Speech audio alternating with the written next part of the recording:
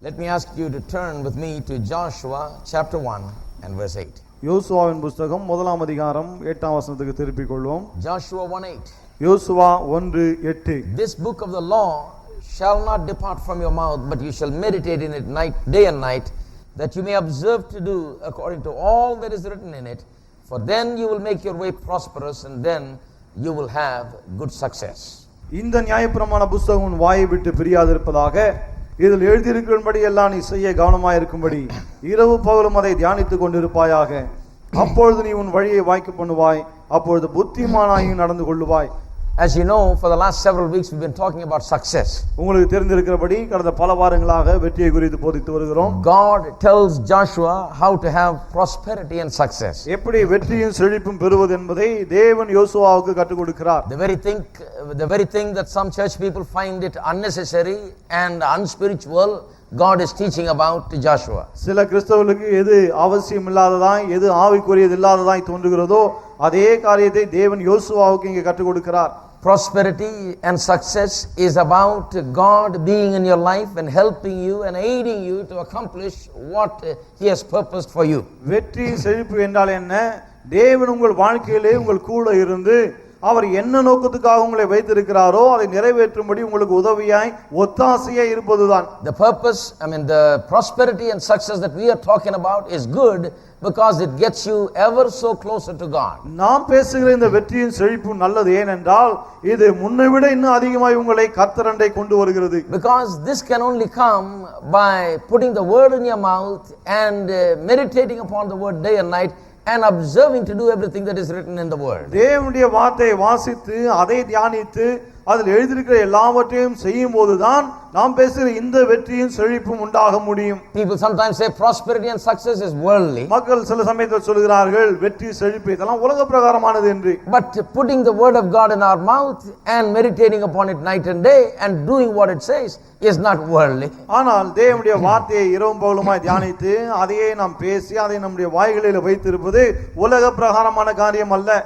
And that kind of an activity, that kind of a relationship with God leads to prosperity and success. தேவனோடு கூட அப்படிப்பட்ட ஒரு விதமான உறவு நமக்கு இருக்கும்போதுதான் வெற்றியின் செழிப்பு நமக்கு உண்டாகிறது. In all areas of life, God desires for us to be prosperous and successful. நம்முடைய வாழ்க்கையின் எல்லா பகுதிகளிலும் நாம் வெற்றிகரமாய் செழிப்பாய் இருக்க வேண்டும் என்று தான் தேவன் விரும்புகிறார். We've been talking about some of the areas of our lives. நம்முடைய வாழ்க்கையின் சில பகுதிகளை குறித்து நாம் பார்த்து வருகிறோம். I'm particularly talking about financial side of our life right now. அதிலும் குறிப்பாக இப்பொழுது நம்முடைய வாழ்க்கையின் பொருளாதார அம்சத்தை குறித்து நாம் பார்த்து வருகிறோம். Since having success means that you behave with understanding or wisdom, வெற்றி என்று சொன்னால் ஞானமாய் புத்தியாய் நடந்து கொள்வது என்று இருக்கிறதுனாலே Tamil Bible translates it exactly that way. Tamil வேதாகமத்திலே புத்தி என்றே மொழிபெயர்க்கப்பட்டிருக்கிறது. So we are talking about understanding how financial abundance comes into our life. ஆகவே பொருளாதார பெருக்கு நம்முடைய வாழ்க்கையில எவ்வாறு உண்டாகிறது என்பதை புரிந்து கொள்வதை குறித்து பேசிக் கொண்டிருக்கிறோம். We've been looking at Mark chapter 4 and seeing one of the most important teachings of Jesus in order to understand the principles of prosperity. செழிப்பின் பிரமாணங்களை நாம் புரிந்து கொள்ளும்படியாக மார்க் 4ஆம் அதிகாரத்திலே இயேசுவானவர் கூறின மிக முக்கியமான ஒரு உவமையை நாம் கவனித்து வருகிறோம். Listen to verse 3 onwards. 3ஆம் வசனத்திலிருந்து கவனிப்போம். Listen, behold, a sower went out to sow, and it happened as he sowed that some seed fell by the wayside, and the birds of the air came and devoured it. கேளுங்கள், விதைக்கிறவன் ஒருவன் விதைக்க புறப்பட்டான். அவன் விதைக்கையில் சில விதை வழியருகே விழுந்தது. ஆகாயத்து பறவைகள் வந்து அதை பட்சித்து போட்டது. Some fell on stony ground where it did not have much earth, and immediately it sprang up, and because it had no depth of earth, but when the sun was up it was scorched, and because it had no root it withered away. சில விதை அதிக மண் இல்லாத கற்பாறை நிலத்தில் விழுந்தது. அதுக்கு ஆழமான மண் இல்லாததினாலே சீக்கிரத்தில் முளைத்தது. வெயில் ஏறின போதோ தீந்து போய் வேர் இல்லாமையால் உலர்ந்து போயிற்று. Some seed fell among the thorns, and the thorns grew up and choked it and yielded no crop. சில விதை முள்ளுள்ள இடங்களில் விழுந்தது. முள் வளர்ந்து அது பலன் கொடாதபடி அதை நெருக்கி போட்டது. But other seed fell on good ground and yielded a crop that sprang up and increased and produced some 30-fold, some 60, and some 100. சில விதை நல்ல நிலத்தில் விழுந்து ஓங்கி வளருகிற பயிராகி ஒன்று 30, ஒன்று 60, ஒன்று 100 பலன் தந்தது. This is one of the most important portions of Christ's teaching. கிறிஸ்துவனுடைய போதனைகளிலே மிக முக்கியமான ஒரு பகுதி இந்த பகுதியாகும். He teaches through parables. ஓமைகள் மூலமாக அதை போதிக்கிறார். After he told this parable, இந்த ஓமையை அவர் சொன்ன பிறகு, when he was alone, the Bible says, வேதம் சொல்லுகிறது அவர் தனிமையே இருந்தபோது, those around him with the 12 asked him about the parable. 12 கூட அவரை சூழ்ந்திருந்தவர்கள் இந்த ஊமை குறித்து அவரிடத்தில் கேட்டார்களாம். Verse 10 says that 10ஆம் வசனம் அப்படி சொல்லுகிறது. Jesus is there, இயேசு இருக்கிறார் அங்கே, the 12 are there, 12 பேர் இருக்கிறார்கள், and there are others who are there. பிறகு அவளோடு கூட வேறு சிலரும் இருக்கிறார்கள். And then he says to them, to you it has been given to know the mystery of the kingdom of God, but to those who are outside all things come in parables. 11ஆம் வசனத்திலே அவர்கள் அப்படி கேட்டபோது இயேசு சொல்லுகிறார், தேவனுடைய ராஜ்யத்தின் ரகசியத்தை அறியும்படி உங்களுக்கு அருளப்பட்டது, புறமே இருக்கிறவர்களுக்கோ இவைகள் எல்லாம் ஓமைகளாக சொல்லப்படுகிறது. In other words, he is saying, I'm going to reveal the mystery of the kingdom and how the things of God work to the 12 and those that are with them in the close inner circle of Jesus. He says, I'm going to reveal the kingdom of God and how it works to you. இயேசு அவருக்கு என்ன சொல்லுகிறார், என்னோடு கூட இருக்கிறாளே இந்த உள்வட்டத்தை சேர்ந்தவர்கள், இவர்களுக்கு தேவனுடைய ராஜ்யம் எவ்வாறு செயல்படுகிறது என்பதை குறித்த ரகசியத்தை நான் வெளிப்படுத்த போகிறேன். He's talking about an inner circle. உள்வட்டத்தை குறித்து பேசுகிறார் அங்கே. Obviously there is then others that are left out. ஆகவே அந்த உள்வட்டத்தில் இல்லாதவர்கள் மற்றொன்று இருக்க வேண்டும். And he speaks about them. He says those that are outside, to them it remains a parable and they don't understand it. உள்வட்டத்தில் இல்லாதவர்களை குறித்து அவர் பேசுகிறார். புறம்பே இருக்கிறவர்களுக்கு இவையெல்லாம் ஓமைகளாக சொல்லப்படுகிறது என்று சொல்கிறார். I showed you that this conveys to us some very important thing about increase. பெருக்கத்தை குறித்து இது நமக்கு மிகவும் முக்கியமான ஒரு காரியத்தை வெளிப்படுத்துகிறது என்று நான் உங்களுக்கு சொன்னேன். You see, people that are in a relationship and fellowship with God, living in such a relationship and fellowship, are the ones who are qualified to understand these principles of financial prosperity. பொருளாதார பெருக்கத்தை குறித்த இந்த கோட்பாடுகளை தேவனோடு கூட மிக நெருக்கமான ஐக்கியத்திலே வாழ்கிற மக்கள் தான் புரிந்து கொள்ளக்கூடியவர்களாய் இருக்கிறார்கள். It is a spiritual thing. அது ஒரு ஆவிக்குரிய காரியம். Comes as a result of being close to Jesus, belonging to the inner circle. இயேசுவுக்கு மிக நெருக்கமாய் இயேசுவின் உள்வட்டத்தில் இருப்பதன் விளைவாக ஏற்படுகிற ஒன்று அது. This we already pointed out. இதை ஏற்கனவே நாம் சுட்டி காண்பித்தோம். Jesus clearly says that. இயேசு மிக தெளிவாக இதை சொல்லுகிறார். It's a sure picture of the church. சபை குறித்த ஒரு சரியான ஒரு நிஜமான ஒரு படம் அது. What is the church? சபை என்றால் என்ன? The church is the inner circle. சபை என்பது உள்வட்டம். The privileged, the blessed people to whom the mystery of the kingdom is revealed and given to them as revelation knowledge. இவர்கள் ஸ்லாக்கியம் பெற்றவர்கள், பாக்கியவான்களாய் இருக்கிறார்கள். ராஜ்யத்தின் ரகசியத்தை அறிந்து கொள்ளும்படி ஒரு வெளிப்பாடாக இதெல்லாம் அவர்களுக்கு கொடுக்கப்படுகிறது. The church is not just a gathering of ordinary people. சபை என்பது ஏதோ சாதாரண மக்கள் கூடி வருகிற ஒரு கூட்டம் அல்ல. It's a gathering of very special people to whom very special principles of life are revealed. சபை என்பது விசேஷமானவர்கள் கூடி வருகிற ஒரு இடம். வாழ்க்கையை குறித்த விசேஷமான காரியங்கள் வெளிப்படுத்தப்படுகிறது அவர்களுக்கு. So you are seated in church today. ஆகவே இன்றைக்கு சபையில் உட்கார்ந்து இருக்கிறீர்கள். What do you feel about yourself? உங்களை குறித்து நீங்கள் எப்படி உணர்கிறீர்கள்? What do you think about yourself? உங்களை குறித்து எப்படி உணர்கிறீர்கள்? This is a place of revelation, my friend. இது வெளிப்பாடு உண்டாகிற ஒரு இடமாய் இருக்கிறது. This is a place where God speaks to you and reveals the principles of life. இந்த இடத்திலே தேவன் உங்களோடு கூட பேசி வாழ்க்கையின் கோட்பாடுகளை உங்களுக்கு வெளிப்படுத்துகிறார். If you are in a true church where the revelation knowledge is there, then you will be set free and you will be delivered from poverty, delivered from sickness, delivered from all these things that come out against you. வெளிப்பாட்டின் அறிவு போதிக்கப்படுகிற ஒரு சபையில நீங்கள் இருப்பீர்கள் என்று சொன்னால், அங்கே வசனத்தை கேட்பீர்கள் என்று சொன்னால், பிறகு உங்களை கட்டி வைத்திருக்கிற வியாதி, தரித்திரம் போன்ற காரியங்களிலிருந்து மெய்யாகவே நீங்கள் விடுதலை பெற முடியும். You cannot time and time again hear the word of God concerning these things and remain the same. இந்த காரியங்களை குறித்த தேவனுடைய வார்த்தையை திரும்ப கேட்டுக்கொண்டிருந்து அந்த காரியங்களிலே தொடர்ந்து நீடித்திருக்க முடியாது. So don't for a moment think that you are coming to an ordinary place. ஆகவே கொஞ்ச நேரம் கூட நாம் சாதாரண ஒரு இடத்துக்கு வருகிறோம் என்று நினைக்க வேண்டாம். You are coming to a place of power. நீங்கள் வல்லமையின் இடத்துக்கு வந்திருக்கிறீர்கள். I stand in this place knowing fully well that I stand in a place of power. வல்லமையின் இடத்திலே நான் நின்று கொண்டிருக்கிறேன் என்று அறிந்தவனாய் நான் இங்கே நின்று கொண்டிருக்கிறேன். And I am speaking the words of revelation knowledge. வெளிப்பாட்டின் அறிவு நிறைந்த வார்த்தைகளை நான் பேசிக் கொண்டிருக்கிறேன். I am speaking truth that will set people free. மக்களை விடுவிக்கக்கூடிய சத்தியங்களை பேசிக் கொண்டிருக்கிறேன். This is a sacred thing to belong to a church. இது To belong to a church is a sacred thing. ஒரு சபையை சேர்ந்தவர்களாய் நாம் இருப்பது ஒரு புனிதமான காரியமாக இருக்கிறது. To belong to a church means to belong to the inner circle where the mysteries of God's success principles are revealed. சபையை சேர்ந்தவர்கள் என்று சொன்னால் தேவனுடைய உள்வட்டத்தை சேர்ந்தவர்கள், அவர்களுக்கு தான் தேவனுடைய காரியங்களை குறித்த ரகசியங்கள் வெளிப்படுத்தப்படுகிறது. So this is not a place to play politics. ஆகவே இங்க அரசியல் எல்லாம் பண்றது கிடையாது. That's why we don't have any here. ஆகவே தான் அதெல்லாம் ஒண்ணும் கிடையாதுங்க. We throw it out. அதெல்லாம் வெளியே தூக்கி We have no எறிகிறோம். place for all these அதுக்கெல்லாம் things. இங்க இடமே கிடையாது. This is only a place of mighty revelation. இது பலத்த வெளிப்பாடுகள் உண்டாகிற ஒரு இடம். This is a place where people are set free. ஜனங்கள் விடுவிக்கப்படுகிற ஒரு இடம் இது. People are liberated. மக்கள் விடுவிக்கப்படுகிறார்கள். How? எப்படி? By the word of God, by the knowledge of God's word. தேவனுடைய வார்த்தையினாலே, தேவனுடைய வார்த்தை குறித்த அறிவினாலே. These things are taught here by Jesus. I think that is why this parable is very important. இயேசு இந்த காரியத்தை இங்க போதிக்கிறபடினாலே தான் இந்த ஓமை மிகவும் முக்கியமானது என்று நான் கருதுகிறேன். Secondly, we showed you that Jesus is teaching harvest principles here. இரண்டாவது நான் உங்களுக்கு Harvest காண்பித்தேன். concept. இயேசு இங்கே அறுவடை குறித்து போதிக்கிறார் என்பதை. And I told you last week that harvest is not a natural event. நான் உங்களுக்கு கடந்த வாரம் சொன்னேன், அறுவடை என்பது இயற்கையாக உண்டாகிற ஒரு காரியம் அல்ல.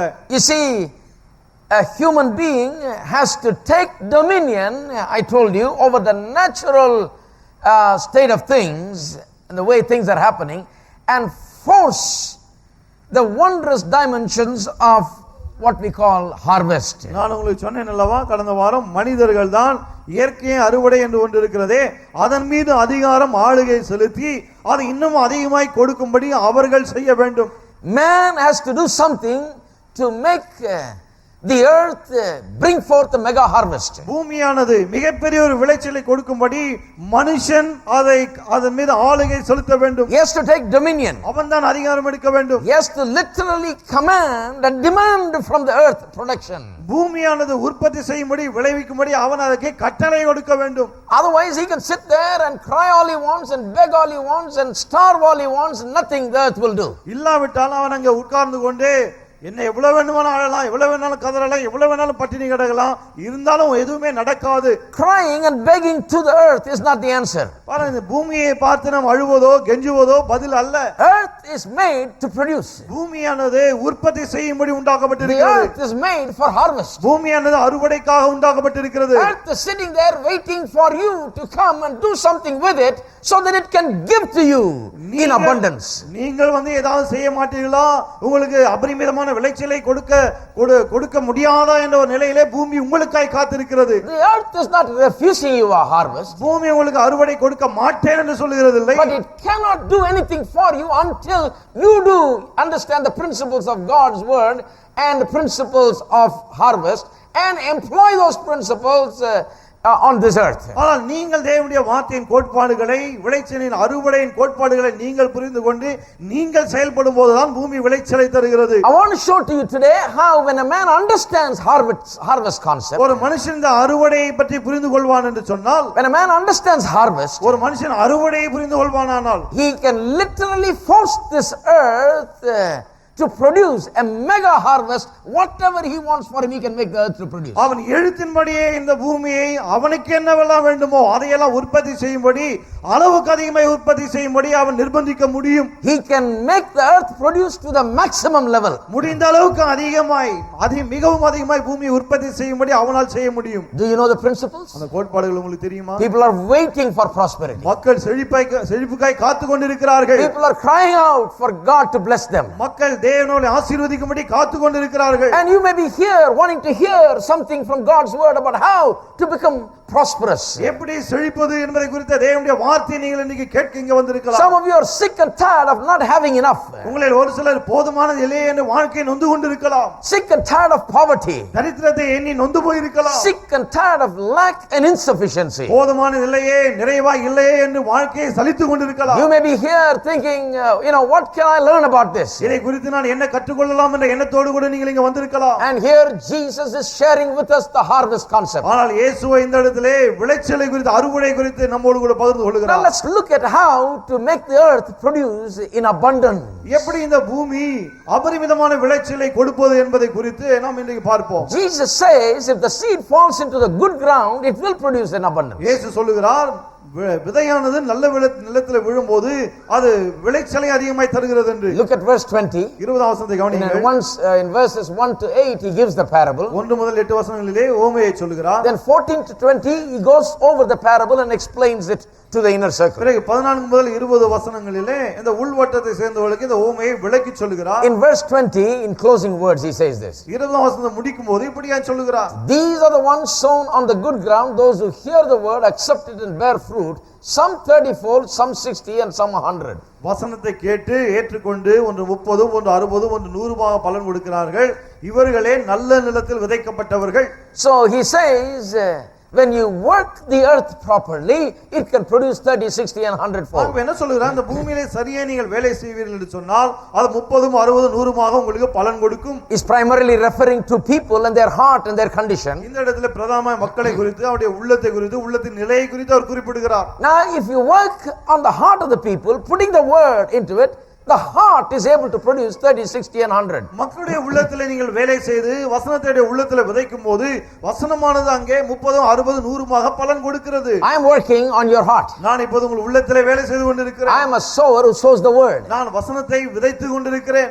I am working and planting the seed of God's word. நான் தேவனுடைய வார்த்தையை விதைக்கிற வேலையை செய்து கொண்டிருக்கிறேன். And if you are a good ground, நீங்கள் நல்ல நிலமாய் இருந்தால் you are going to have result. உங்களுக்கு விளைச்சல் உண்டாக போகிறது. What kind of a result will you have? என்ன விதமான பலன் உங்களுக்கு கிடைக்கும்? Some will have 30-fold, சிலருக்கு 30ஆக, some 60, சிலருக்கு 60ஆக, some 100. சிலருக்கு 100ஆக பலன் கொடுக்கும். There are some 30-fold Christians here. 30% கிறிஸ்தவர்கள் இருக்கிறார்கள். There are some 60-fold Christians here. 60 வரை அறுக்கக்கூடிய கிறிஸ்தவர்கள் இருக்கிறார்கள். There are some 100-fold Christians here. 100 மடங்கு பலன் கொடுக்கக்கூடிய கிறிஸ்தவர்கள் இருக்கிறார்கள். There are some 30s, 60s and 100s here. ஆகவே இங்கே 30, 60, 100 எல்லாம் இருக்காங்க. What is meant by 30s, 60s and 100s? 30, 60, 100 என்று சொன்னால் என்ன? What is 100? 100 என்றால் என்ன? Now the number 100 is a very important number. இந்த 100 என்ற அந்த எண் மிக முக்கியமான ஒரு எண். Let's try to understand what it means. இதை நாம் என்ன என்பதை நாம் புரிந்து கொள்ள முயற்சிப்போம். You know what is meant by 100-fold? 100 மடங்கு என்றால் என்ன அர்த்தம்? Notice in telling the story, Jesus says that some will have a 30-fold and some 60 and then some 100. இயேசு இந்த ஓமை சொல்லும்போது இப்படி சொல்கிறார். சிலர் 30 மடங்கு, சிலர் 60 மடங்கு, சிலர் 100 மடங்கு பலன் கொடுக்கிறார்கள் என்று. Now notice the progression. அந்த முன்னேற்றத்தை சற்று கவனியுங்கள். He says 30, 60 and then jumps to 100. 30, 60 என்று சொல்லிவிட்டு கடைசில 100க்கு போய் விடுகிறார். He should have normally have gone 30, 60 and 90 because he is going by the increments of 30. அதாவது 30 சொல்லுகிறபடினாலே 30, 60, 90 அப்படி தான் வந்திருக்கணும் அது. Mathematically. கணக்குப்படி பார்த்தால். But he deliberately puts it away and does it differently. ஆனா வேண்டுமென்றே இயேசுவன் அப்படி சொல்லாமல் வேறு விதமாய் வித்தியாசமாய் சொல்லுகிறார். 30, 60 and 100 jumps 40 points. 30, 60 அதன் பிறகு 40 சேர்த்து 100 என்று சொல்லுகிறார். What is this 100 all about? இந்த 100 மடங்கு அதுனா என்னது? You know, to understand this, you must understand first of all that number 100 is a unique number. இதை நீங்கள் புரிந்து கொள்ள வேண்டுமானால் முதலாவது இந்த 100 என்ற எண் தனித்தன்மை வாய்ந்தது என்பதை புரிந்து கொள்ள வேண்டும். It simply means complete and the best possible result. 100 என்று சொன்னால் நிறைவான மிக சிறந்த ஒரு பலன் விளைச்சல் என்று சொல்லலாம். Because I know some people are thinking, what does 100 mean? Does it mean double? ஏன்னா சிலர் நினைக்கிறாங்க என்ன நினைக்கிறாங்க தெரியும் 100னா என்ன டபுளா அது அப்படி நினைக்கிறாங்க. Does it mean 100%? அப்படினா 100% Does it mean 100 times more? அல்லது 100 மடங்கு அதிகமா? Or does it mean double? அல்லது 2 மடங்கா? என்ன? What does 100 mean? 100 என்றால் என்ன? Well, 100 is an indefinite number. It simply means a complete and best possible result you can get. 100 என்பது உங்களால முடிந்த அளவுக்கு நீங்கள் எடுக்கக்கூடிய மிக சிறந்த மிக சரியான பூரணமான ஒரு காரியம் அது. Let me give you some examples. சில உதாரணங்களை நான் சொல்லட்டும். In the schools, in the classroom, 100 represents the best possible score. பாருங்க பள்ளிக்கூடத்திலே வகுப்பறையிலே 100 என்று சொன்னால் மிக சிறந்த மதிப்பெண்ணை அது குறிப்பிடுகிறது. 100 means that he's got the maximum he can get. 100 என்று சொன்னால் அவனால முடிந்த அளவுக்கு அதிகபட்ச மதிப்பெண்ணை எடுத்து விட்டான் என்ற அர்த்தம். Everything is based on this 100% philosophy. பாருங்க எல்லாமே இந்த 100% அதன் அடிப்படையில் தான் இருக்கு. The questions may be only 25 questions. கேள்வி ஒருவேளை 25 தான் இருக்கலாம். But the maximum he can get is 100. ஆனால் அவன் பெறக்கூடிய அதிகபட்ச மதிப்பெண்கள் 100 ஆக இருக்கும். There may be 200 questions, the maximum is 100. 200 கேள்விகள் இருக்கலாம் ஆனா அதிகபட்ச மதிப்பெண்கள் 100. So 100 represents the best possible result. ஆகவே இந்த 100 என்பது மிக சிறந்த ஒரு பலனை நமக்கு காண்பிக்கிறது. The best possible result. மிகவும் சிறந்த ஒரு பலன். Best possible னு சொன்னா எப்படி சொல்றது தமிழ்ல? தான் பிரச்சனை.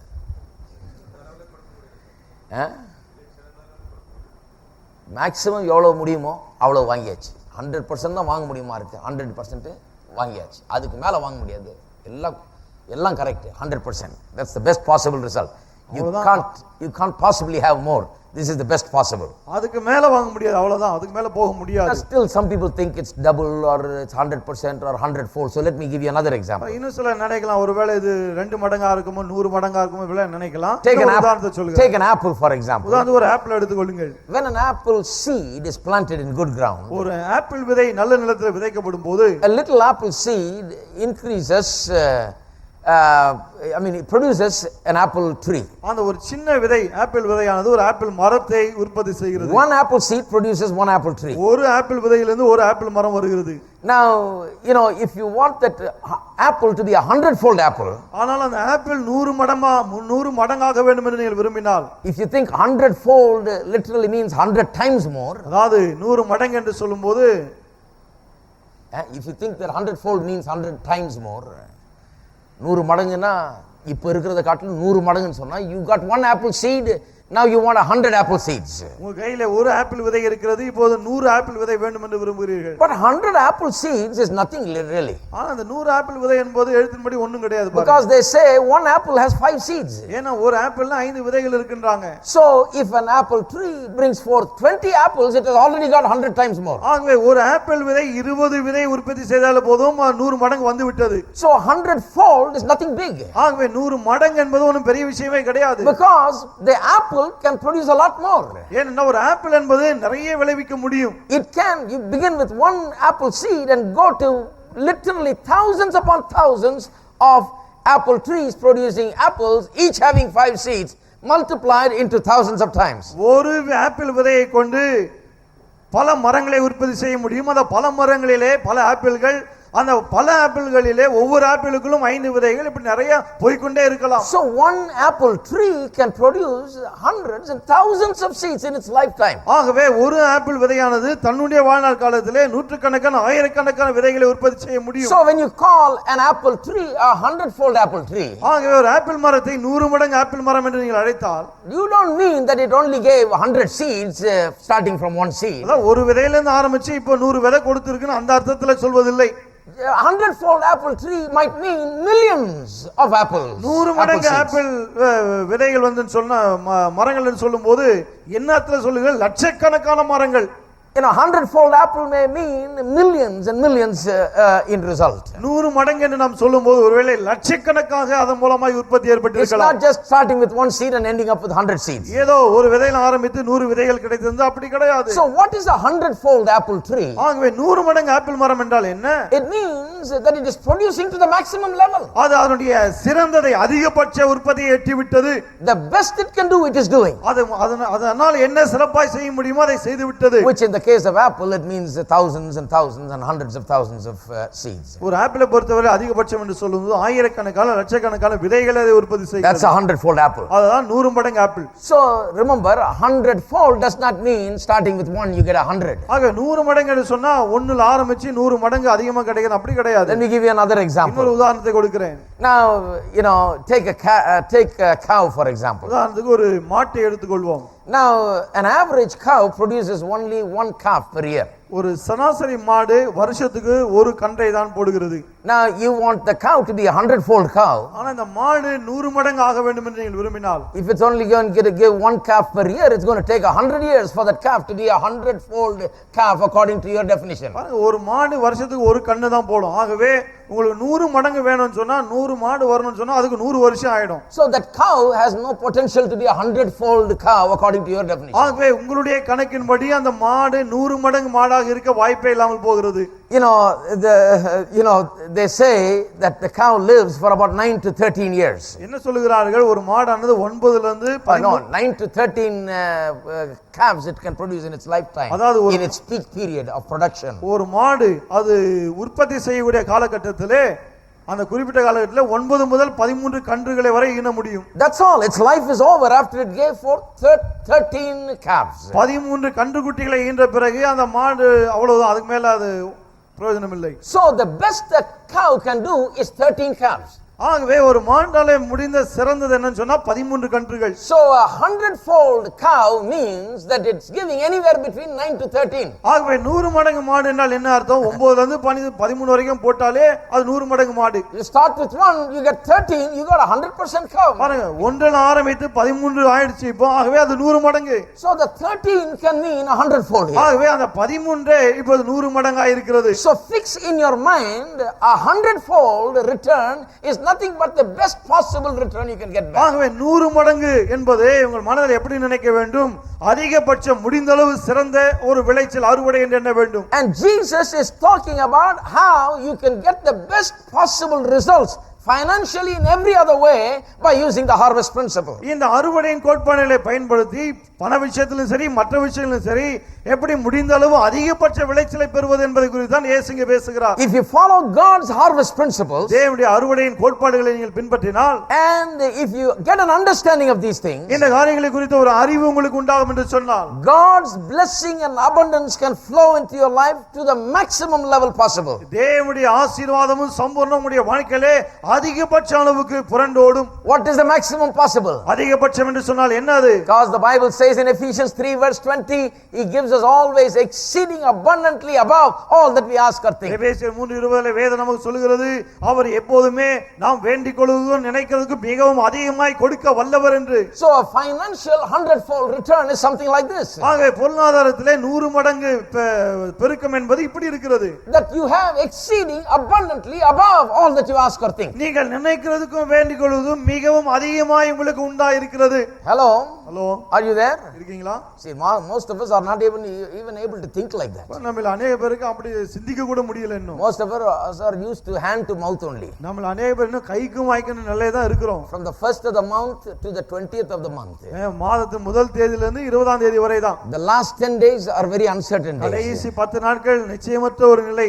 Most of the world lives like that. உலகத்துல நிறைய பேர் அப்படி தான் வாழ்கிறார்கள். I mean, some of them are lucky if their money lasts them till 20th of the சில month. பேருக்கு மாசம் 20ஆம் தேதி வரைக்கும் பணம் வந்தாலே அது ஒரு பெரிய விஷயம். But the Bible is talking about getting exceeding abundantly above all that you ask or think. ஆனால் வேதமோ நாம் நினைக்கிறதுக்கும் வேண்டிக் கொள்வதற்கும் மிகவும் அதிகமாய் பெறுவதை குறித்து பேசுகிறது. It is talking about superabundance, a mega harvest where you follow certain principles, where money as well as other things are produced beyond any measure that you can ever imagine. The best possible returns come to you. சில கோட்பாடுகளை நாம் பின்பற்றி செல்லும்போது பணமானாலும் சரி வேறு எந்த காரியமானாலும் சரி நம்முடைய வாழ்க்கையிலே அதிகபட்சம் எவ்வளவோ அந்த அளவுக்கு நமக்கு திரும்ப கிடைக்கிறது என்று தான் வேதம் சொல்கிறது. Because our God is El Shaddai. ஏனென்றால் நம்முடைய தேவன் எல் ஷடாய் தேவன். What is El Shaddai? L Shaddai என்றால் என்ன? It doesn't mean he's a hand to mouth God.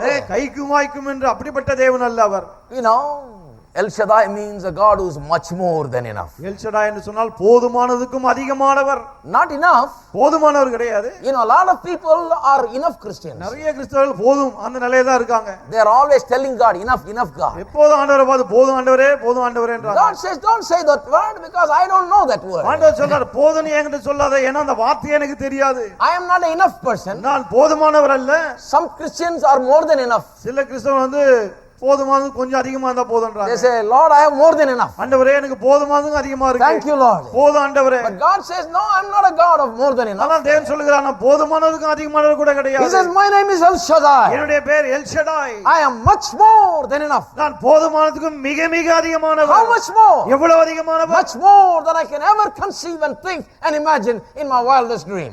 என்னுடைய கற்பனைக்கு எட்டாத அளவுக்கு அவர் மிக மிக அதிகமானவராய் இருக்கிறார். I'm telling you, get ready for that kind of a living, my ஆகவே friend. நான் சொல்கிறேன், அப்படிப்பட்ட வாழ்க்கைக்கு நீங்கள் ஆயத்தப்படுங்கள். You cannot come and sit in this church and warm the pews and the chairs and go home and be exactly as you were. இங்க சபையில வந்து உட்கார்ந்து விட்டு இருக்கையிலே சூடாக்கி விட்டு வந்த விதமே நீங்கள் வீட்டுக்கு திரும்பி போக முடியாது. Something has to happen, not to the chair, to your head.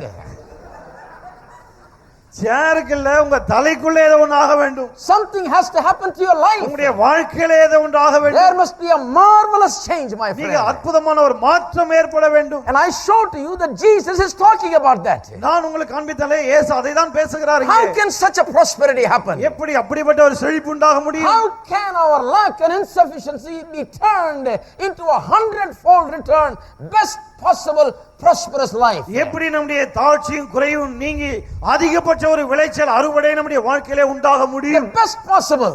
மிக அதிகபட்சம் How முடிந்தது. can you live 100-fold life? எப்படி 100 மடங்கு ஒரு வாழ்க்கை வாழ்வது? How can you be 100-fold person? எப்படி 100 மடங்கு மனுஷனாய் நீங்கள் இருப்பது? I will show you that is exactly what Jesus is teaching இயேசு about. அதை தான் இங்கே போதிக்கிறார் என்று நான் உங்களுக்கு So காண்பிக்கிறேன். as soon as he gave the meaning of this parable, ஆகவே இந்த ஓமையின் அர்த்தத்தை அவர் கொடுத்த உடனே he completes it in verse 20, 20ஆம் வசனத்திலே அர்த்தத்தை சொல்லி tells the முடிக்கிறார். inner circle the meaning. உள்வட்டத்துக்கு அந்த அர்த்தத்தை And சொல்கிறார். then in verse 21, notice this. பிறகு 21ல கவனிங்க.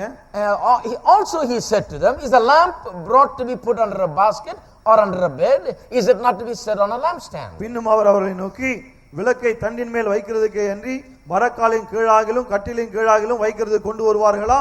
For there is nothing hidden which will not be revealed, nor has anything been kept secret, that it should come to light. வெளியரங்கமாகாத அந்தரங்கமும் இல்லை, வெளிக்கு வராத மறைபொருளும் இல்லை. If anyone has ears, let him hear. கேட்கிறதுக்கு ஒருவன் காதுள்ளவனாய் இருந்தால் கேட்க கடவன். Then he said to them, take heed what you hear, with the same measure you use, it will be measured to you, and to you who hear, more will be given. பின்னும் அவர்களை நோக்கி நீங்கள் கேட்கிறதை கவனியுங்கள், எந்த அளவினால் அளக்கிறீர்களோ அந்த அளவினால் உங்களுக்கு அளக்கப்படும், கேட்கிறவங்களுக்கு அதிகம் கொடுக்கப்படும். For whoever has, to him more will be given, but whoever does not have, even what he has will be taken away from உள்ளவன் him. எவனோ அவனுக்கு கொடுக்கப்படும், இல்லாதவன் எவனோ அவனிடத்தில் உள்ளதும் எடுத்துக்கொள்ளப்படும் For என்றார். years and years, preachers have struggled with these verses. வருஷக்கணக்காக பிரசங்கியார்கள் இந்த வசனத்தை கொண்டு போராடி கொண்டிருக்கிறார்கள். You know why? ஏன் தெரியுமா? Because they think verse 20 is the end of the parable. ஏனென்றால் இந்த ஓமையின் முடிவு 20ஆம் வசனம் அவங்க நினைக்கிறாங்க. End of the teaching concerning harvest. அறுவடை குறித்த போதனையின் முடிவு 20ஆம் வசனம். Then in verse 21, totally different subject is taken up. 21ஆம் வசனத்திலிருந்து இயேசு வேறு ஒரு காரியத்தை பேசுறார்னு நினைக்கிறாங்க. But it is not so. ஆனா அப்படி கிடையாது. Because verse 26 comes back to the parable again. ஏனென்றால் 26ஆம் வசனம் மீண்டும் அந்த ஓமைக்கு வருகிறது. A further development of the parable. அந்த ஓமையை மேலும் அவர் பேசுகிறார். The parable of the seed is again taken up. விதைக்கிறதுக்கு விதை குறித்த ஓமை மேலும் சொல்லப்படுகிறது. There he is talking about from verse 26 to 29 how a seed gets into the ground and grows stage by stage. அங்க 24 ல இருந்து 29 வரையிலே எப்படி விதையானது படிப்படியாய் வளருகிறது என்று சொல்லுகிறார். Then how can he bring some unrelated subject between verse 21 and 25? 21க்கும் 25க்கும் இடையே சம்பந்தம் இல்லாமல் இயேசு எப்படி இன்னொரு காரியத்தை பேச முடியும்? So I say to you, he is speaking still about the same teaching. ஆகவே தான் நான் சொல்கிறேன், இன்னும் அதே போதனை தான் இயேசு தொடர்ந்து கொடுத்து வருகிறார். He is still teaching about the harvest. அதே அறுவடை குறித்து தான் பேசிக் கொண்டிருக்கிறார். His whole thing about the lamp that is put under a basket or under a bed, and not on a lampstand, all of this has to do with the teaching concerning how a harvest take place. எப்படி ஒரு விளைச்சல் ஏற்படுகிறது என்ற அந்த காரியம் எல்லாம் இந்த விளக்கை தண்டின் மேல் வைப்பார்கள், மரக்காலின் கீழே வைக்க மாட்டார்கள் என்று சொல்கிறாரே, அதோடு கூட சம்பந்தப்பட்டதாக தான் இருக்கிறது. How? எப்படி? It looks like it's totally different. பார்க்கும்போது முற்றிலும் வித்தியாசமானது போல இருக்கிறது. But I will show you how. ஆனா எப்படி சம்பந்தப்பட்டிருக்கு You see, காண்பிக்கிறேன். having told them how the seed is sown and how returns come, எப்படி விதை விதைக்கப்படுகிறது, எப்படி பலன் வருகிறது என்று அவர்களுக்கு காண்பித்த பிறகு now he is showing them some important elements that can make this happen. இதெல்லாம் சாத்தியமாக்கக்கூடிய சில முக்கியமான அம்சங்களை அவருக்கு காண்பிக்கிறார். Now he says, it talks about the candle placed upon the candlestick, and he's speaking symbolically about the spirit of man. விளக்கு தண்டின் மேல் வைக்கப்படுகிற விளக்கை குறித்து பேசும்போது மனுஷனுடைய ஆவி குறித்து அங்கே அடையாளமாய் பேசுகிறார். Turn with me to Proverbs chapter 20 verse 27. திருப்போம் நீதிமொழிகள் 20:27க்கு. Proverbs 20 verse 27. நீதிமொழிகள் 20:27. What does man's spirit have to do with prosperity? மனுஷனுடைய ஆவிக்கும் செழிப்புக்கும் என்ன சம்பந்தம்?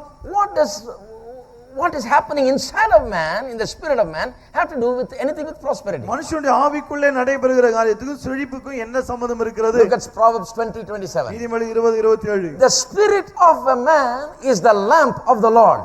மனுஷனுடைய ஆவி கர்த்தர் தந்த தீபமாய் இருக்கிறது. So the candle that he is talking about here, that must be placed on the lampstand and not under a bed or a bushel. ஆகவே இயேசு இந்த இடத்திலே விளக்கை தண்டின் மேல் தான் வைக்க வேண்டும், மரக்கால் கீழேயோ அல்லது கட்டிலுக்கு கீழே வைக்க கூடாது என்று சொல்கிறார் இல்லையா? He is talking about how the spirit of man must be enlightened and must have prominence in a man's personality. அதை பேசும்போது என்ன அர்த்தத்தில் சொல்கிறார் என்று சொன்னால், ஒரு மனுஷனுடைய ஆழ்த்துவத்திலே அவனுடைய ஆவிதான் மிக முக்கியத்துவம் வாய்ந்த ஒரு ஒன்றாக இருக்க வேண்டும், அது பிரகாசிப்பிக்கப்பட வேண்டும் என்று சொல்கிறார். We have taught enough about spirit, soul and body. ஆவி ஆத்மா சரீரத்தை குறித்து நாம் போதுமான அளவு பேசி விட்டு இருக்கிறோம்.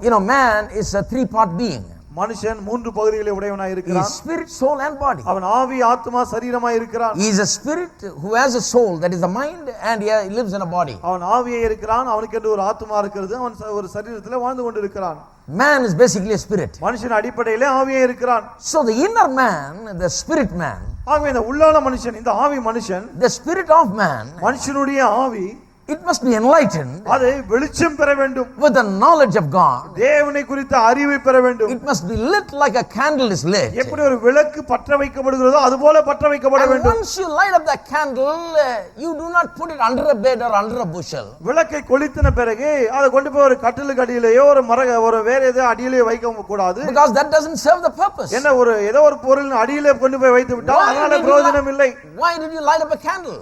ஏன் ஒரு விளக்கை கொளுத்த வேண்டும்? Because it was dark and you are not able to see things. இருட்டா இருக்கிறது, இருட்டுல ஒண்ணும் பார்க்க முடியல. You want to see things. ஆகவே காரியங்களை பார்க்க You want to விரும்புகிறீர்கள். understand things. ஆகவே காரியங்களை புரிந்து கொள்ள So விரும்புகிறீர்கள். you light up a candle. ஆகவே விளக்கை கொளுத்துகிறீர்கள். Once you light up the candle, you put it in a high place. விளக்கை கொளுத்தின பிறகு அதை ஒரு உயர்ந்த இடத்திலே தான் வைக்க In வேண்டும். a prominent place, elevated, so that the light can spread everywhere. ஒரு நல்ல இடத்துல வைக்க வேண்டும், உயர்த்தி வைக்க வேண்டும். அப்பொழுதுதான் அந்த வெளிச்சம் எல்லா இடத்திலும் பரவ முடியும். So he's talking about how the spirit of man must be enlightened by the knowledge of ஆகவே God. எப்படி தேவனை குறித்த அறிவினாலே மனுஷனுடைய ஆவி பிரகாசம் அடைய வேண்டும் என்பதை குறித்து தான் இங்கே பேசுகிறார். And once it is enlightened, it must gain prominence in a man's personality. அது வெளிச்சம் பெற்ற உடனே அதுதான் மனுஷனுடைய ஆழ்த்துவத்திலே முக்கியத்துவம் உடையதாய் மாற வேண்டும். And once that happens, அது நடந்து விட்டால் there is nothing hidden which will not be revealed. பிறகு அவனுக்கு வெளியாக்கப்படாத மறைபொருள் என்பது எதுவுமே கிடையாது. Hello? Hello, There's nothing that can't be revealed. அவனுக்கு வெளிப்படுத்தப்படாத எதுவுமே கிடையாது.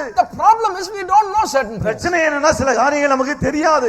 Why we cannot prosper is because we don't know certain ஏன் things. நாம் செழிக்கிறது இல்லை? ஏன்னா சில காரியங்கள் நமக்கு தெரிகிறது இல்லை. Once you begin to get understanding, you'll prosper. ஆனால் அந்த அறிவு ஒரு முறை உண்டாக்கி விட்டால் பிறகு செழிக்க ஆரம்பித்து So விடுகிறீர்கள். how does God bring success? ஆகவே தேவன் எவ்வாறு வெற்றியை கொண்டு வருகிறார்? Financial success. பொருளாதார செழிப்பை கொண்டு He வருகிறார். begins with your spirit. அவர்கள் ஆவியில் ஆரம்பிக்கிறார். Like lighting up a candle, there is revelation knowledge imparted to your ஒரு spirit. விளக்கை கொளுத்துவது போல உங்கள் ஆவிக்கு வெளிப்பாட்டின் அறிவு கொளுத்தப்படுகிறது. And then God expects you to live by the spirit leading and guiding. அதன் பிறகு அந்த ஆவியினாலே நடத்தப்படுகிறவர்களாய் நீங்கள் வாழ வேண்டும் என்று தேவன் எதிர்பார்க்கிறார். By man's spirit.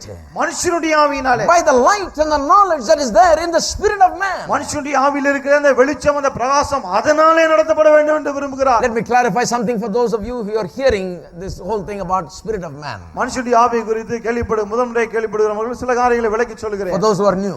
புதிதாக There is a வந்திருக்கிறவர்களுக்கு difference between the Holy Spirit and man's spirit. பரிசுத்த ஆவிக்கும் மனுஷனுடைய ஆவிக்கும் வித்தியாசம் The இருக்கிறது. Holy Spirit is the third person of the Trinity. பரிசுத்த ஆவியன் என்பவர் தூய திருத்துவத்திலே மூன்றாவது உள்ளவர். He comes and lives in our spirit. அவர் நம்முடைய ஆவிக்குள்ளாக வாசம் பண்ணுகிறார். So he is a person ஆகவே அவர் ஒரு நபர். coming and living in our spirit. அந்த நபர் நம்முடைய ஆவியிலே வாசம் பண்ணுகிறார்.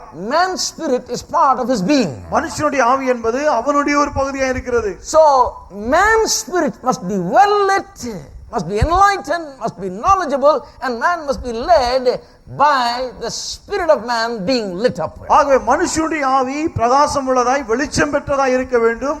அப்படி இருக்கும்போதுதான் மனுஷனுடைய ஆவியினாலே மனுஷன் நடத்தப்பட வேண்டும். The Holy Spirit helps the light of God's word to shine in man's spirit. பரிசுத்த ஆவியானவர் மனுஷனுடைய ஆவியிலே தம்முடைய வெளிச்சத்தை பிரகாசிப்பிக்க பண்ணுகிறார். So that is what Jesus is talking about. இயேசு அதை பற்றி தான் இங்கே பேசுகிறார். Once that happens, அது நடந்து விட்டால், once a man begins to understand, once a man's spirit is lit up, மனுஷனுடைய ஆவி பிரகாசிப்பிக்கப்பட்ட பிறகு, when that candle is lit up, the And candle that is inside is lit up, உள்ளே இருக்கிற அந்த விளக்கு கொளுத்தப்பட்டு விட்ட பிறகு, there is nothing hidden which will not be revealed. அவனுக்கு வெளிப்படுத்தப்படாததுன்னு எதுவுமே கிடையாது. How would you like to know everything about everything? எல்லாவற்றை குறித்து எல்லாமே உங்களுக்கு தெரிஞ்சா எப்படி இருக்கும் உங்களுக்கு? Hello? Some of you are doing business. சிலர் வியாபாரம் பண்றீங்க. How would you like to understand every aspect of everything? வியாபாரத்தின் எல்லா அம்சங்களும் குறித்து எல்லாமே உங்களுக்கு தெரிஞ்சா எப்படி How இருக்கும்? would you like to have absolute understanding and wisdom and knowledge of God? தேவனை குறித்து பூரணமான அறிவு உங்களுக்கு உண்டா இருக்குன்னா எப்படி இருக்கும்? How would you be able to understand things as God sees things? தேவன் எப்படி காரியங்களை காண்கிறாரோ அதுபோல நீங்கள் புரிந்து கொண்டால் உங்களுக்கு எப்படி இருக்கும்? I tell you, my friend, if God wants to impart his understanding and wisdom inside of you, he does it through your spirit. நான் உங்களுக்கு சொல்லுகிறேன், தேவன் தம்முடைய ஞானத்தை அறிவை உங்களுக்கு அருள விரும்பும்போது அதை உங்கள் ஆவியின் மூலமாக தான் அவர் செய்கிறார். So I am talking about prosperity and success in spiritual way. ஆகவே நான் பேசுகிற இந்த செழிப்பு வெற்றியும் ஆவிக்குரிய விதத்திலே வரக்கூடியது. What you hear from the worldly crowd is totally different. உலக பிரகாரமான மக்கள் பேசுகிறார்களே அது முற்றிலும் வித்தியாசமானது. I am talking about the God who is a spirit dealing with the man, his spirit, enlightening him from the inside, enabling him to succeed. ஆவியாய் இருக்கிற தேவன் மனுஷனுடைய ஆவியிலே வெளிச்சத்தையும் பிரகாசத்தையும் தந்து அந்த மனுஷனுடைய ஆவியின் மூலமாய் அந்த மனுஷனை நடத்தி அதன் மூலமாய் வெற்றியை தருகிறாரே, அதை குறித்து நான் பேசுகிறேன். Once a man's spirit is lit up, மனுஷனுடைய ஆவி உள்ளே கொளுத்தப்பட்ட பிறகு, when he is spiritually enlightened, ஆவிக்குரிய பிரகாரம் வெளிச்சத்தை பெற்ற பிறகு, there is nothing hidden which will not be revealed. பிறகு அவனுக்கு வெளியாக்கப்படாத மறைபொருள் எதுவுமே கிடையாது. Nor has anything been kept secret but that it should come to light. அவனுக்கென்று மறைக்கப்பட்டிருக்கிற காரியம் எதுவுமே கிடையாது. For such a person nothing is hidden. அப்படிப்பட்ட ஒரு ஆளுக்கு எதுவுமே மறைபொருள் அல்ல. That is success, my friend. அதுதான் வெற்றி என்று உங்களுக்கு சொல்லுகிறேன். Once your spirit is lit up, you are well on your way to success. உங்களுடைய ஆவியிலே வெளிச்சம் வந்து விட்டால் வெற்றிக்கு நேராக நீங்கள் போகிறீர்கள் என்றால், when you are walking by the spirit, you are a successful person. நீங்கள் ஆவியினாலே நடக்கும்போது நீங்கள் வெற்றியின் மனிதனாய் இருக்கிறீர்கள். When you have the knowledge of God in your spirit, enlightened person, you cannot fail. தேவனை குறித்த அறிவு உங்கள் ஆவியிலே இருக்கும்போது, உங்கள் ஆவி வெளிச்சமாய் இருக்கும்போது நீங்கள் தோல்வி அடைய முடியாது. This is how increase can come. பெருக்கம் இப்படிதான் வர முடியும். When a man inside understands God's principles of harvest. ஒரு மனுஷன் தனக்குள்ளாக அறுவடை குறித்த தேவனுடைய கோட்பாடுகளை புரிந்து கொள்வானானால், then he is well on his way to reaping 100-fold return. பிறகு 100 மடங்கு பலனை திரும்ப பெறுகிற பாதையில் அவன் போய் கொண்டிருக்கிறான். But he must become a man who is controlled, dominated by his spirit, not dominated by his flesh or not dominated by a mind. ஆனால் முதலாவது அவன் தன்னுடைய ஆவியினாலே ஆளப்படுகிறவனாய் மாற வேண்டும். அவனுடைய சரீரமோ அல்லது மனமோ அவனை ஆளக்கூடாது. See, Jesus is talking about how when the seed is sown in good ground, it produces 30, 60 and 100. இயேசு இந்த இடத்திலே விதையானது நல்ல நிலத்தில் விழும்போதுதான் இப்படி எல்லாம் பிறப்பிக்கும் என்று The சொல்கிறார். good ground is referring to the heart of man. நல்ல நிலம் என்பது மனுஷனுடைய இருதயத்தை குறிக்கிறது. Just like the seed needs good ground naturally to bring forth a harvest. எப்படி இயற்கையிலே விதைக்கு நல்ல ஒரு விளைச்சல் வேண்டுமென்றால் நல்ல நிலம் வேண்டுமோ, In the same way, spiritually, the seed of God's word needs to go into the good ground. அதே போலதான் ஆவிக்குரிய பிரகாரமாக கூட தேவனுடைய வார்த்தை என்னும் விதை நல்ல நிலத்தில் போய் விழ வேண்டும். The good heart. நல்ல உள்ளத்திலே. Hello. I'm speaking about something very extremely significant here. மிகவும் முக்கியத்துவம் வாய்ந்த ஒன்றை நான் பேசிக் கொண்டிருக்கிறேன். It will transform your life. இது உங்களுடைய வாழ்க்கையை மாற்றி அமைக்கும். It will change the very way you live, my friend. நீங்கள் வாழக்கூடிய விதத்தை இது மாற்றி It அமைக்கும். will cause miraculous mega harvest and of abundance to take place in your life. அற்புதமான மிகப்பெரிய அறுவடை, சம்பூரணமான அறுவடை உங்கள் வாழ்க்கையில் அது கொண்டு வரும். Talking about God's principles. தேவனுடைய கோட்பாடுகளை குறித்து பேசிக் கொண்டிருக்கிறேன். Good ground is referring to the heart. நல்ல நிலம் என்பது உள்ளத்தை குறிக்கிறது. Is your heart a good ground? உங்களுடைய உள்ளம் நல்ல நிலமா? When is it a good ground? அது எப்பொழுது நல்ல நிலமா இருக்கிறது? When the heart of man is lit up by the knowledge of God. மனுஷனுடைய உள்ளமானது தேவனை குறித்த அறிவினாலே தீ கொளுத்தப்படும் போது, When the word takes root in the heart. வார்த்தை உள்ளத்தில் வேர் கொள்ளும் போது, When there is an understanding of God's word. தேவனுடைய வார்த்தை குறித்த அறிவு உண்டாகும் போது, That is when it becomes a good ground. அப்பொழுது அது நல்ல நிலமாய் மாறுகிறது. Now when that seed goes into the good ground, அந்த விதை நல்ல நிலத்தில் போகும்போது, then harvest size, mega harvest size returns are possible. பிறகு மிகப்பெரிய அறுவடை திரும்ப நமக்கு கிடைப்பது சாத்தியமாகிறது. Now the spirit dominated person, when a spirit is dominated and cultivated, it turns the heart into a good ground. ஆவியானது பண்படுத்தப்படும் போது, அது தீ கொடுத்தப்படும் போது, வெளிச்சத்தை பெறும்போது அது உள்ளத்தை நல்ல நிலமாய் மாற்றுகிறது. When you cultivate your spirit, உங்கள் ஆவியை நீங்கள் பண்படுத்தும் போது your heart becomes like a good ground. உங்களுடைய உள்ளமானது நல்ல நிலமாய் மாறுகிறது. It can produce. அது பிறப்பிக்க முடிகிறது. It can produce maximum level. அது அதிகபட்ச விளைச்சலை தர முடிகிறது. It can become 100-fold heart. அது 100 மடங்கு இருதயமாய் மாற முடிகிறது. Praise God. கர்த்தருக்கு ஸ்தோத்திரம். Are you there? இருக்கீங்களா? But a lot of people, Christians, the problem with them is they are just like the worldly people. They are dominated by their flesh or their mind. நிறைய கிறிஸ்துவை பாருங்கள், உலக பிரகாரம் உலகத்தில் ஆட்களை போல தான் இருக்காங்க. அவருடைய மனம் அல்லது அவருடைய மாம்சம், அதனால தான் அவர்கள் ஆளப்படுகிறார்கள். They are following their body. சரீரம் சொல்றது அப்படியே பின்பற்றுறாங்க. They are following their mind. அவருடைய மனதை அப்படியே They are பின்பற்றுகிறார்கள். following their emotions. அவருடைய உணர்ச்சிகளை பின்பற்றுகிறார்கள். They are following their will. அவருடைய சித்தத்தை பின்பற்றுகிறார்கள். They never care about God's will. தேவ சித்தத்தை பற்றி அக்கறையே There கிடையாது. is no knowledge of God's word. தேவனுடைய வார்த்தை குறித்த அறிவு கிடையாது. Not dominated by the Spirit. ஆவியினாலே ஆளப்படுகிறது இல்லை. You know, there was a man named Lester Summerall, a great preacher who passed away. ஒரு லெஸ்டர் சம்பளம் மிகப்பெரிய ஒரு பிரசங்கியா இருந்தார். இப்போது அவர் இல்லை. Many things I learned about the spirit, soul and man, I listened from his teaching. ஆவி ஆத்மா சரீரத்தை குறித்து நான் கற்றுக்கொண்ட பல காரியங்கள் அவருடைய போதிலிருந்து இருந்து கற்றுக்கொண்டேன். I remember always how he used to talk about spirit, soul and body. இந்த ஆவி ஆத்மா சரீரத்தை குறித்து அவர் எப்போதும் எப்படி பேசுவார்னு எனக்கு ஞாபகம் இருக்கு. He said the spirit is like a king. அவர் சொல்றார் ஆவி என்பது ஒரு ராஜாவை போன்றது. The soul, which is the mind, the mental realm, is like a servant. ஆனா அந்த மனம் என்கிற இருக்கிற இந்த ஆத்மா அது வந்து ஒரு வேலைக்காரனை போன்றது. And the body is like a slave. இந்த சரீரம் அடிமையை போன்றது. So the king is the spirit. ஆவிதான் Raja.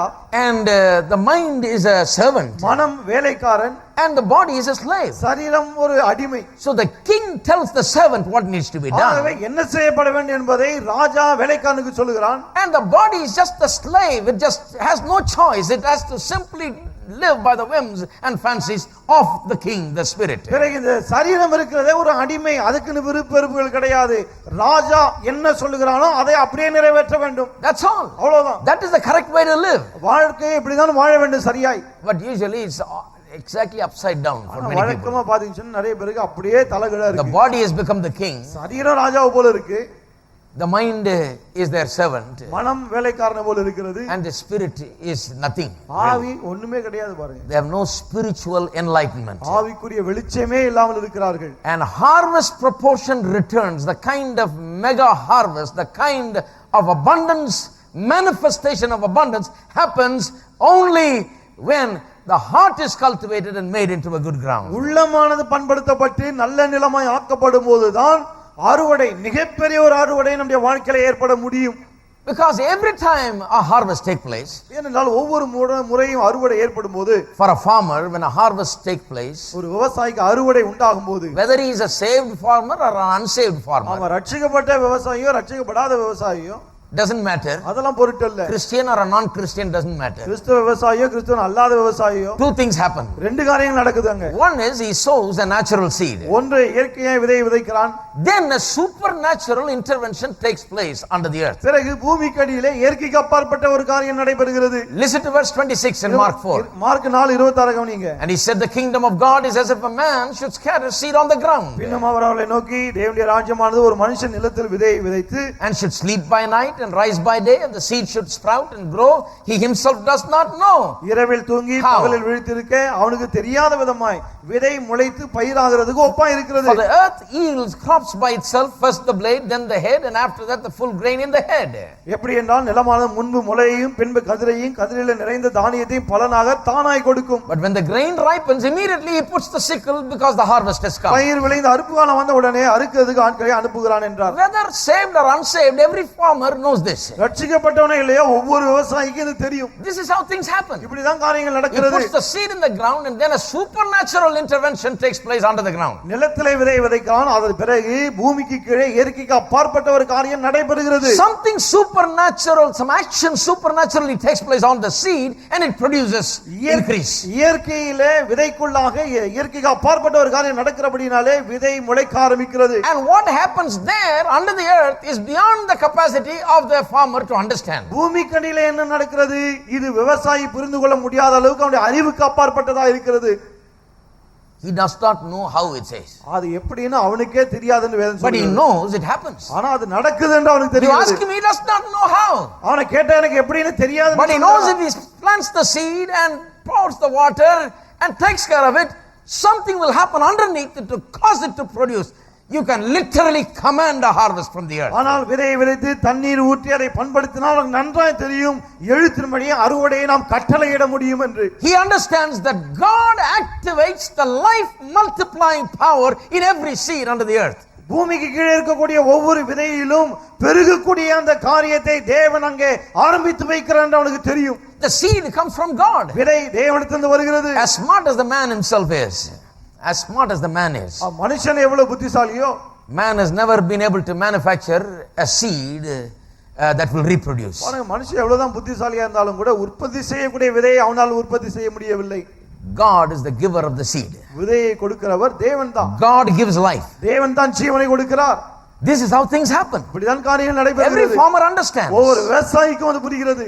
And when your spirit begins to catch on to these things, உங்களுடைய ஆவி இந்த காரியங்களை பற்றி கொள்ளும்போது sowing and reaping becomes very practical to you.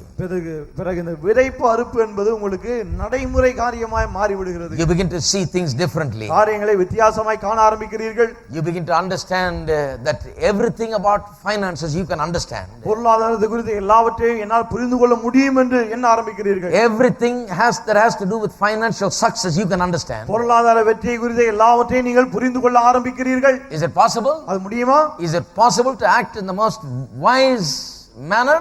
மிகவும் ஞானமுள்ள புத்திசாலித்தனமாய் நாம் நடந்து கொள்ள முடியுமா? Listen to this. இதை கவனியுங்கள். Verse 22. 22. But there is nothing hidden which will not be revealed, nor has anything been kept secret, but that it should come to light.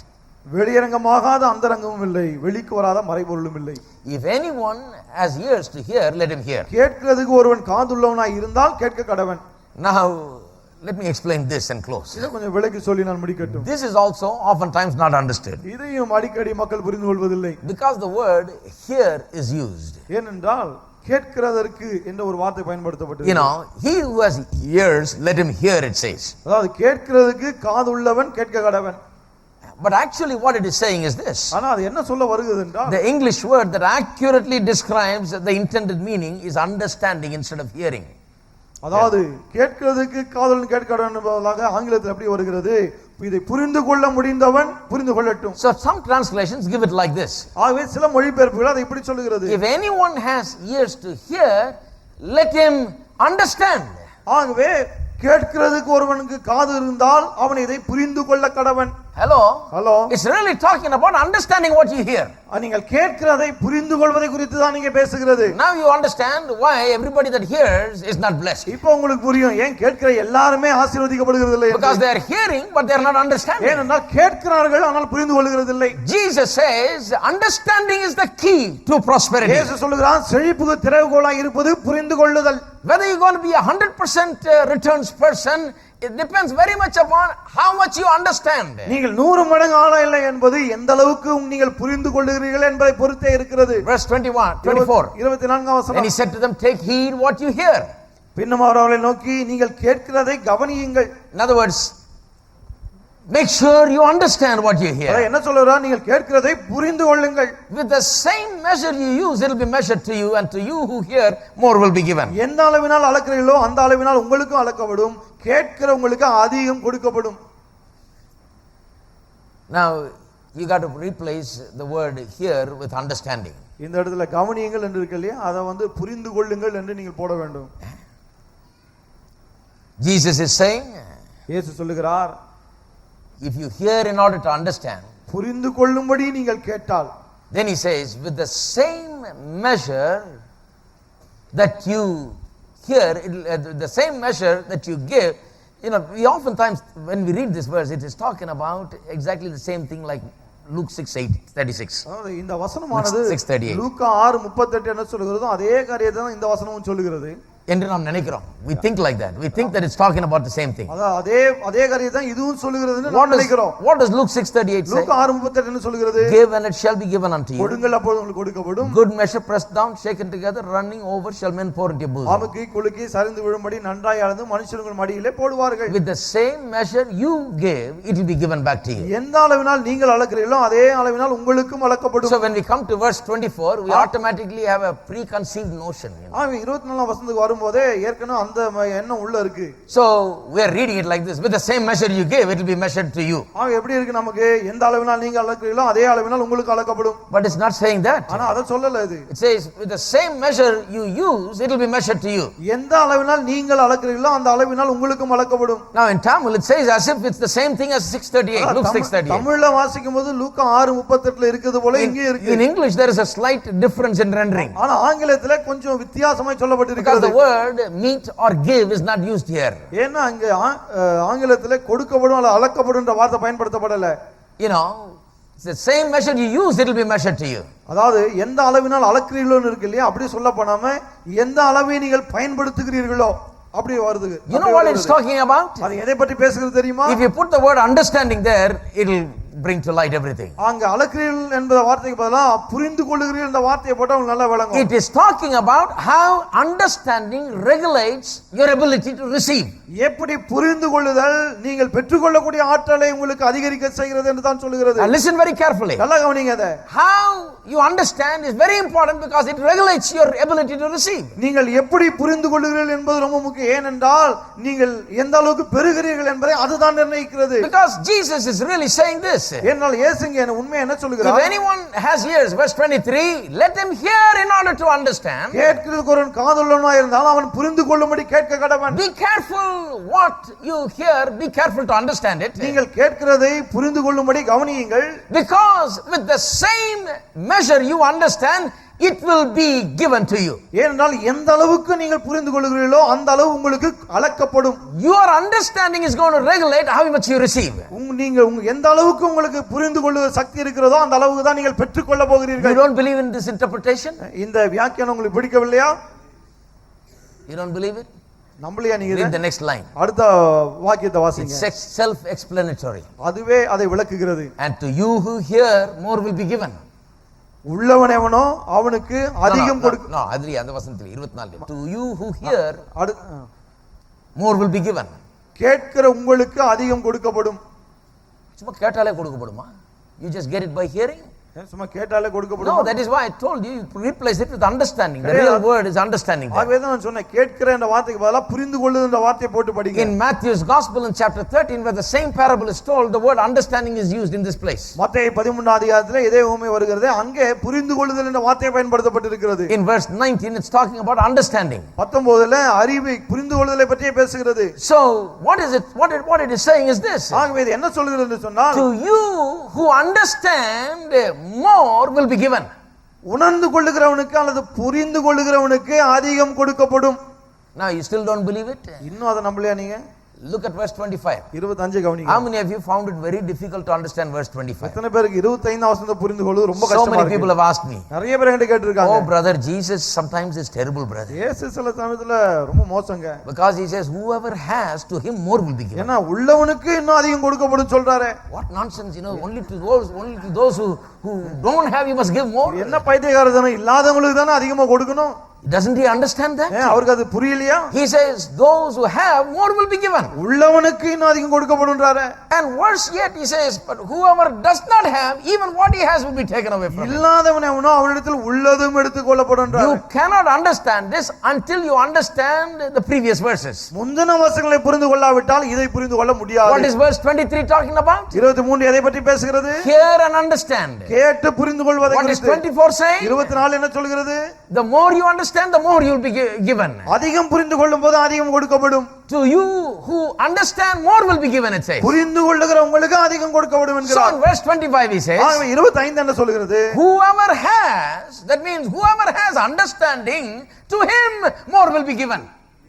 உள்ளவனவனோ, அதாவது உணர்வு உள்ளவனவனோ, புரிந்து கொள்ளுகிறவனோ அவனுக்கு அதிகம் கொடுக்கப்படும்.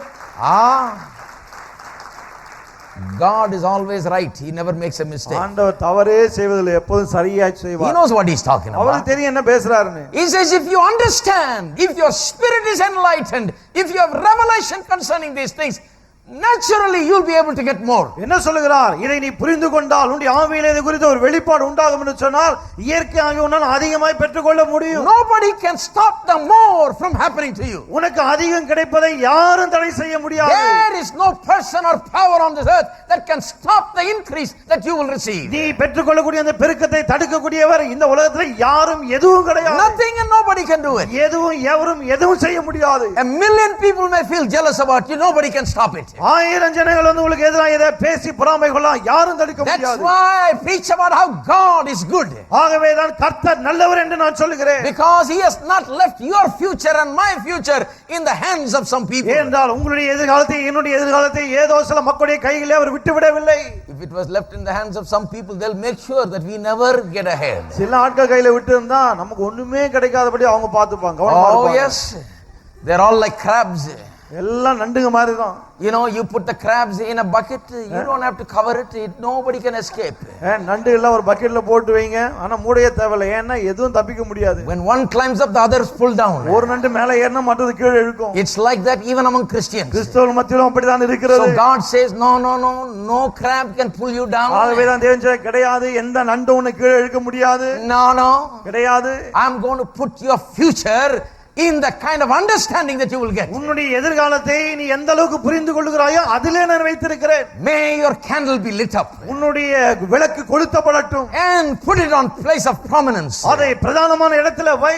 Live your life with the knowledge of God. உன்னுடைய வாழ்க்கையை தேவனை குறித்த அறிவை பெற்று வாழு. Don't live in a foolish way. முட்டாள்தனமாய் வாழ வேண்டாம். Live with understanding. அறிவோடு கூட வாழு. Have good success. நல்ல வெற்றியை பெற்றுக்கொள். See things as God sees it. தேவன் காரியங்களை எப்படி பார்க்கிறார் அதுபோல நீயும் பார். Understand things as God sees தேவன் it. எப்படி புரிந்து கொள்கிறார் அதுபோல நீயும் புரிந்து கொள். The more understanding you get, நீ எந்த அளவுக்கு அதிகமாய் புரிந்து கொள்கிறாயோ, the more you will get. அந்த அளவுக்கு அதிகமாய் உனக்கு கிடைக்கும். And the one who has not, இல்லாதவனுக்கு, the one who doesn't bother to get any understanding, அது நமக்கு இந்த அறிவு உணர்வுலாம் தேவையில்லைன்னு நினைக்கிறவனுக்கு, whatever you have also will be taken away. இருக்கிற கொஞ்சம் நஞ்சமும் எடுக்கப்படும். Now you understand why some Christian people are in that condition. இப்ப புரியுதா ஏன் சில கிறிஸ்தவங்க அந்த நிலையில இருக்காங்க? They are crying out to God saying, Lord, what did I do wrong? ஆண்டவரை பார்த்து கதறாங்க, ஆண்டவரே நான் என்னதான் பாவம் செஞ்சேனோ You தெரியல. didn't do anything wrong. நீங்க ஒரு பாவமும் செய்யல.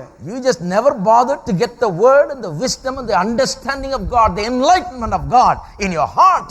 தேவனுடைய வார்த்தையை, தேவனுடைய வார்த்தையின் வெளிச்சத்தை, அறிவை உள்ளத்துல பெற வேண்டும் என்ற அக்கறையே The உங்களுக்கு இல்லை. word has not been given the prominent place in your life. உங்களுடைய வாழ்க்கையிலே வார்த்தைக்கு முக்கியத்துவம் கொடுக்கவில்லை. You have not allowed your spirit to dominate. உங்களுடைய ஆவி உங்களை ஆளுகை செய்ய இடம் கொடுக்கவில்லை. You have not become a spiritual person. நீங்கள் ஆவிக்குரிய மனுஷன் ஆகவில்லை. Well, maybe you got the right clothes and right look and right walk and right everything, but you don't have the lit up candle inside. ஒருவேளை உங்களுடைய நடை உடை பாவனை மற்றெல்லாம் சரியா இருந்திருக்கலாம், ஆனா உள்ளே வெளிச்சம் இல்லை. Maybe you wear the right kind of shirt சரியான சட்டையை போட்டிருக்கலாம் and have the right kind of haircut,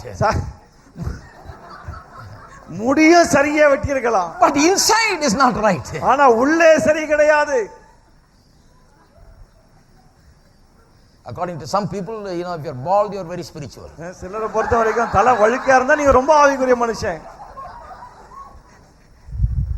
Now, Brother Oroboso doesn't believe in that. But we got some Indian Christians here that think that, you know, no hair is more spirituality. சில இந்திய கிறிஸ்தவர்கள் இருக்காங்க, தலையில முடியே இல்லையா அப்படின்னா நீங்க ரொம்ப ஆவிக்குரிய மனுஷன். It seems like to me that God has even taken away their hair. ஆண்டவர் முடிய கூட எடுத்துறாரு போல இருக்கு. He finds that they don't need it anymore. அவங்களுக்கு இனி அதெல்லாம் தேவையில்லைன்னு அவர் நினைக்கிறார் போல. Hello. To him who has, more will be given. உள்ளவனுக்கு இன்னும் அதிகம் கொடுக்கப்படும். When am I going to get more? நான் எப்போது அதிகம் பெற்றுக்கொள்ள போகிறேன்? John says in John's 3rd John verse 2. 3 யோவான் 2 யோவான் சொல்லுகிறார். Says, beloved, I wish you prosper and be in health, even as your soul prospers. பிரியமானவனே, உன் ஆத்துமா வாழ்கிறது போல நீ வாழ்ந்து சுகமாய் இருப்பாயாக. What does it mean? அதோட அர்த்தம் என்ன? As you gain more understanding, அதிக அறிவு உங்களுக்கு உண்டாகும் போது, as you begin to get the knowledge of God in your spirit, தேவனை குறித்த அறிவு உங்கள் ஆவியிலே உங்களுக்கு ஏற்படும் போது, when you get it inside, when the candle is lit inside, அந்த அறிவு உள்ளே ஏற்பட்டு உள்ளே அந்த விளக்கு கொளுத்தப்படும் to the போது, extent that the light is shining in your heart, the more prosperous you will become. எந்த அளவுக்கு அந்த விளக்கு உங்கள் உள்ளத்திலே பிரகாசம் அடைகிறதோ அந்த அளவுக்கு நீங்கள் பெற்றுக்கொள்வீர்கள். Oh, hallelujah. Hallelujah. Hello. Are you there? இருக்கீங்களா?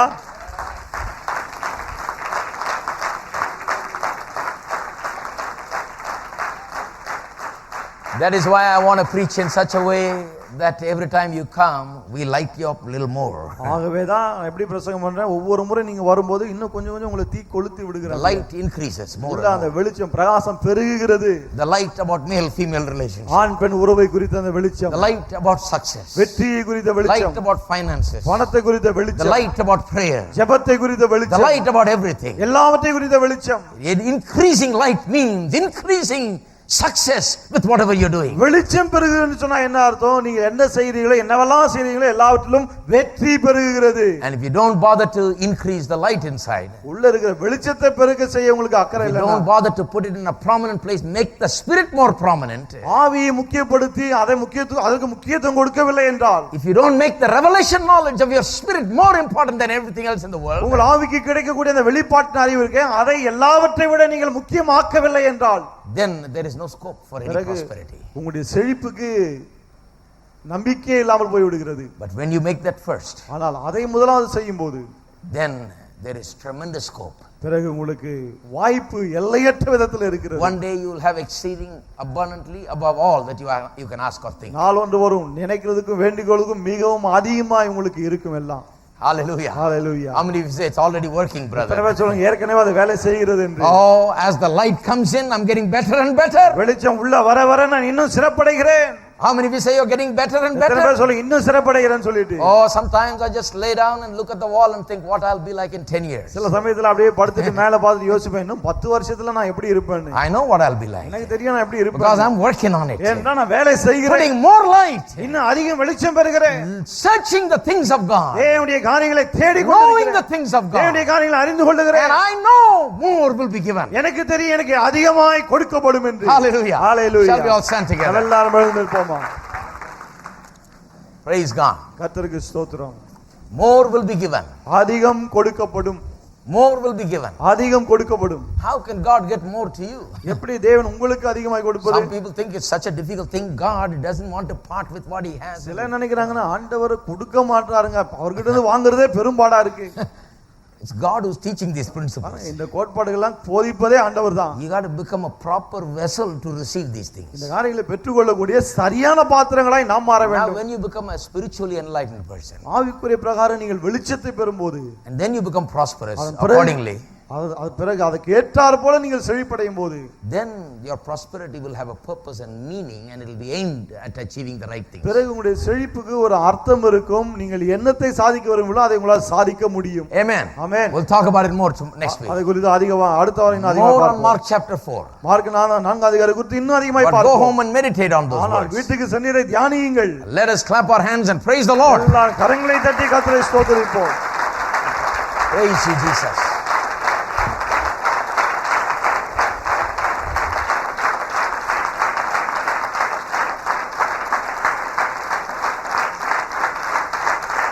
Oh, hallelujah.